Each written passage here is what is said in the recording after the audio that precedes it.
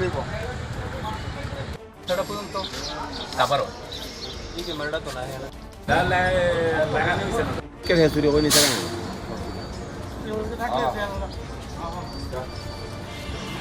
এটা ভালো ভালো মাল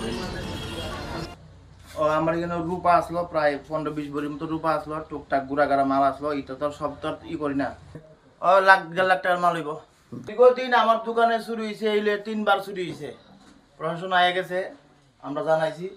কিন্তু আমরা তো দীর্ঘদিন পাহারাও দিছি আমবাসা বাজারে কিন্তু কোনো সুরাহা নাই আমরা কিভাবে নিশ্চিত থাকবো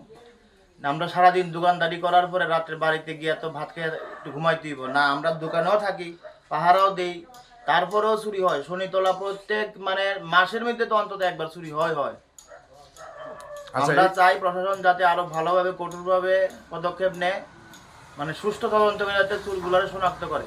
কিছু দুষ্কৃতী আইসে আয়া দোকান তালা ভাঙছে ভাঙা চুরি টুরি করছে সাথে কারণ টাউন নিছে তারপরে ক্যাশ 5-7 হাজার টাকা চুরি নিছে ক্যাশ খোলা